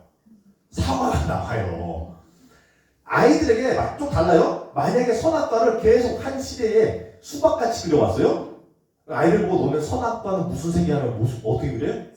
수박을 그려요. 초록색이랑 검은색을 그려요. 문화예요. 이것만 말씀드린 게 아니라 이제 아수르랑 바벨론의 포로로 잡혀간 이제 에스겔서 보시면은 에스겔이 바벨론 포로로 잡혀가 있는 상황에서 살면서 본인이 환상으로 하나님을 보는데 하나님의 모습이 자기가 보고 봤던 것이랑 비슷하게 보여져요. 바벨론의 이 신들과 비슷한 모습으로 보여져요. 근데 그는 확실하게 알아요. 이게 누군지. 모양은 비슷하게 오지만 이건 나의 여호와 하나님이다 라고 하는 거예요. 문화 못 벗어나요. 근데 그 문화에서 내가 누구신지를 확실하게, 그리고 그분의 특유성, 그분이 누구신지. 그러니까 똑같아요. 신앙 다 비슷비슷하게 보여요. 다 비슷비슷하게 알아요. 근데 진정하게 나의 예수 구세주로 온다는 거는 거기서 차이가 있는 거예요. 그분을 만나야지 진정한 신앙이라는 거죠. 그래서 비슷한 건 저는 순기라는 게 아니에요. 다 그게 고만고만해요, 우리는. 근데 거기서의 누구냐? 거기서의 우리의 관계성과 구세주, 나의 개인적으로 그분을 만나느냐, 이런 것들이 굉장히 중요하다는 것이죠. 자, 사후세계도 말씀드릴게요. 자, 히브리인들은 이집트에서 나오는 당시에는 사후세계 생각을 하고 있었던 민족이었을까요? 아니겠죠. 먹고 살기 힘들고 노예의 삶에 찌들어 있고, 이들이 이집트에 나올 때는 내가 죽은 다음에 어떻게 될지 알지, 내 알 바 몰라요. 오늘 나 굶어 죽게 생겼는데 만화라도 하나 떨어져야 되고, 내가 오늘 목말라 죽겠는데 바위에서 물이라도 나와야 되고, 사후세계랑 관련이 없는 사람들이에요. 사후세계라는 건 나중에 발전되는 거예요. 이집트에서, 이스라엘 사람들에게 있어서. 그러니까 그 당시에는 없었죠. 근데 비슷한 면들은 이미 그 사상에 이제 깔려 있을 수 있다라는 것들이 뭐냐면, 근데 그렇다고 해서 똑같은 거 아니에요? 대신 나중에 발전된 건데 공통점들이 있어요. 뭐가 공통점이냐? 자, 그 공통점이라 했을 때 저는 그러면 이집트에서 베껴왔다 이렇게 보지 않고, 이집트도 진리에 좀 더 가까웠을 수 있는 것도 있고, 또 다른 문화들도 똑같이 하나님을 찾는 데서의 비슷한 하나님을 조금 더 가까이 찾아왔을 수 있다라는 식으로 이해하시면 좀 더 좋겠어요. 그러니까 하무라비 코드도 비슷해요. 사람과 사람이 어떻게 살아가야 되는지 도덕적인 부분을 신으로 인해서 조금 더 진리에 가까워져 갔다라고 볼 수 있다는 거죠. 그런 면에서 사후세계에 대한 이제 이스라엘에서의 이해하고 있는 부분이 어떻게 이집트랑 비슷한 면들이 있냐면, 심판이라는 게 있어요. 신으로 인해서의 죽은 이후의 사후세계에 심판이라는 게 있다. 그러니까 이게 뭐랑 관련되냐면, 심판은 도덕성과 관련돼 있어요. 이 세상에서 도덕이라는 게, 그러니까 도덕은 신이랑 연결시켜서 있는 거예요. 신이 없이는 도덕이 필요가 없어요. 심판 없이는 도덕이 필요가 없어요. 심판이 어떤 기준? 도덕성이라고 보는 거죠. 그러니까 우리는 물론 좀 달라요. 이 도덕성으로 심판받는 게 맞는데 이거를 피해갈 수 있는 게 그 도덕성을 덮어줄 수 있는 예수 그리스도의 보혈이라는 은혜라는 게 있어요. 그 좀 신학적으로 굉장히 복잡한 거지만 간단하게 요약한 거예요. 그럼으로써 심판을 넘어갈 수 있어요. pass over라고 하죠. 그래가지고 희생양을 해가지고 문설주에다가 피를 뿌리니까 pass over, 6월절 지나갔다. 예수 그리스도를 우리에게 바르면 뭐예요? 심판이 지나가는 거예요. 이 심판이라는 게 있어요. 이집트에서도. 그래서 바로 왕도 심판을 받게 된다라는 거기 때문에 좀 다른 윤리와 다른 도덕성이었겠지만 그런 것이 신에 관련이 있다. 심판과 관련이 있다라는 부분을 이해하시면 좋겠고요. 영생, 그래서 영생이라는 게 있다. 심판을 통해서 죽음 후에 다시 죽을 수도 있다는 것과 다시 영원히 살 수 있다는 것도 존재하고 있어요. 우리 또한 그러고 있죠. 이 심판이 있고 죽은 후의 심판을 통해서 우리가 어떻게 되는지는 또 똑같이 영생이 있고 두 번째 죽음이 있다라는 것도 비슷하고요. 자, 여기 저는 이제 생명책이라고 썼지만 이집트에는 그 죽음의 책이라는 게 있어요. 그래서 죽음의 책엔 죽음의 이름이 기록된 자들, 이게 현대사회 이해하시는 데스노트라고 있어요. 젊은 애들이 하는. 그래서 죽을 사람의 막 이름만 적어놓는 그런 게 있는데, 그런 이제 죽음의 책이 있으면 우리 이스라엘에서는 생명의 책이 있다. 생명의 책에 이름이 기록되어 있어야지만 이제 하나님의 나라에 들어갈 수 있다. 요런 이제 비슷하면서도 차이점도 있고 그런 부분들이 있다라는 것을 우리가 좀 알았으면 좋겠어요. 그래서 이집트에서 육체가 중요하다는 것을 얘기했는데, 우리 히브리인들에게 있어서도, 물론 이 사후세계 이게 좀 나중에 발전된 거예요. 그 당시까지 이렇게 깊이 있게 알아보지도 못했고 관심도 없었어요. 근데 그리고 사후세계를 너무 이제 먼 것으로 보지 않고 가까이 있는 것, 제가 예전에 설명드렸던 게 있는데, 한국 현대사회에서는 요즘 죽음이라는 게 굉장히 멀어요. 왜 뭐냐면 누가 죽었을 때에 시스템이 잘 돼 있어가지고 와가지고 그 이제 시체 처리하는 부분부터 해가지고 우리가 깔끔하게 모든 게 다 정리되고 보니까 그냥 장례식장 가가지고 이미 다 준비된 데서 그냥 예배드리고 이렇게 하지만, 예전에는 목회자들도 장례라는 것을 굉장히 더 깊이 있게 알아야 됐죠. 왜냐면 본인들이 시체도 들고 나르고 또 그 모든 과정을 같이 해왔기 때문에. 그러면은 시체라는 게 사람이 죽고 나서는 육체이다 보니까 좀 안 좋게 보면 고기덩어리라고 하잖아요. 근데 우리 육체는 육체인 거예요. 영혼이 없이는 죽은 거예요. 그러면 그 육체를 가지고 이제 육체는 죽으면 생명력이 없으면 썩기 시작해요. 급격히. 그러면서 이제 그런 냄새와 이것들이랑 우리는 접촉을 안 하잖아요. 요즘 젊은 이제 세대들은. 근데 그렇게 이스라엘에서는 가까웠어요. 육체 죽음이랑 가까웠어요. 왜? 노예로 살 때도 바로 옆에 사람 죽고 갔으니까. 그리고 죽은 사람들 시체 처리하는 방법들이 또 달랐으니까. 그리고 또 이제 광야에서 막 이게 헤매고 있을 때는 또 뭐가 있었어요? 제사가 있었으니까. 계속 피비린내와 이게 다 죽은 거 계속 맞닥뜨렸어요. 오늘 현대사회는 죽은 거 굉장히 멀어요. 그래서 죽음이라는 게 가까이 오지도 않고 우리가 잘 모르고 살지만, 히브리인들에게 죽음이라는 걸 너무 멀리 떨어져서 보지 않고 가까이 있었다라는 것에서 좀 더 깊이 있게 생각된 것은 나중에 가서의 발전될 수 있겠구나 라는 부분, 신학적인 부분들이 나중에 이해됐겠구나 라는 부분들이고요. 육체에 중요하다는 것도 이제 우리 그 믿는 믿음이 그 유럽으로 나가면서 헬라 문화의 영향을 받았을 때는 육체가 중요하지 않다라는 헬라 문화가 나와요. 거기에서 영향을 받아가지고 우리의 육체는 아무것도 아니니까 우리가 육체적으로 뭘 하는지 아무 상관없다, 이런 잘못된 철학까지도 나오는 거죠. 근데 그게 아니라 육체도 굉장히 중요한 것도 우리는 맞다. 단지 우리가 미래같이 해가지고 돌도 싸매고 하지 않지만 우리는 다른 몸을 주신다 라는 이런 부분들이 있다는 것입니다. 또 비슷한 면들이 뭐가 있냐면 지혜 문학도 많이 있고요. 이건 그냥 빨리빨리 넘어갈게요. 서기, 제가 지난번에 말했듯이 모세를 통해서 많은 것들을 기록하는 그런 습관들과 문화들이 있었고요. 그리고 성경에서 이집트가 굉장히 많이 흔히 나오는데, 그게 뭐냐면 이집트라는 건 문명, 인구가 늘어나고 문명이 커지면서의 세상을 가르치고 강대국을 가르치고 제도를 가르쳐주고, 그리고 상징적인 거죠. 그리고 죄의 상징들이 되는 거예요. 그래서 이집트라는 게 굉장히 많이 얘기 언급될 때는 대부분이 이런 우상 숭배와 이 죄악, 문명으로서 짓는 죄악들을 같이 상징적으로 얘기할 때도 많다라는 것을 우리가 발견하게 됩니다. 그 다음에 이제 나머지는 이제 이집트가 왕국이 나중에 아수르에게 넘어지면서 그 다음에 쭉 가죠. 바벨론과 페르시아, 바사, 그리고 이제 마케도니아가 이제 그 알렉산드리아예요. 이게 나중에 헬레니즘이라 해가지고 헬라 문화를 퍼뜨리는 거고, 그 다음에 로마 제국 이렇게 해가지고 영향들을 많이 받게 되죠.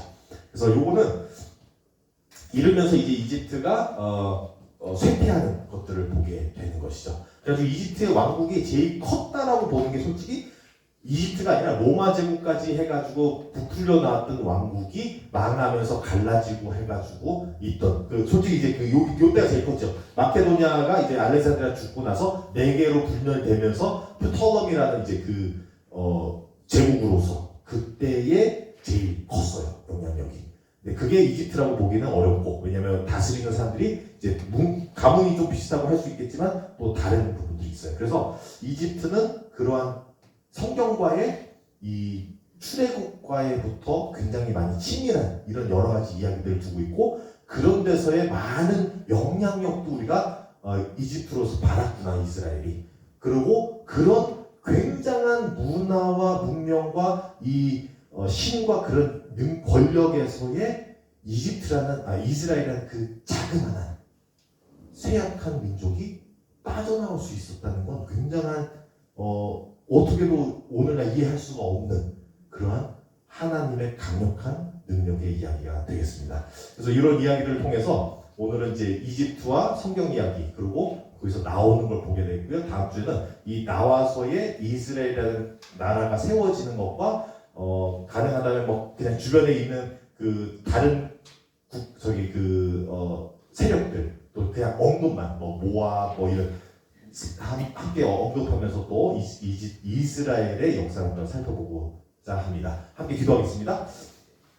하나님 아버지 감사드립니다. 이렇게 귀한 또 저녁 시간에 시간을 내어서 우리 함께 성경 공부를 나눴습니다. 아버지, 우리가 배운 것으로 인하여서 주님의 이야기, 주님의 능력을 우리가 더욱더 알게 하여 주시고 주님과 더욱더 가까워질 수 있게 하여 주시옵소서. 주님께서 또 우리 돌아가는 발걸음을 지켜주셔서 우리의 피로를 싹 가시게 하여 주시고 새 힘을 주셔서 또 내일도 힘차게 하루를 또 이겨내게 하여 주시옵소서. 주님께 모든 것을 부탁드리며 감사드리며 예수님의 이름으로 기도드립니다. 아멘.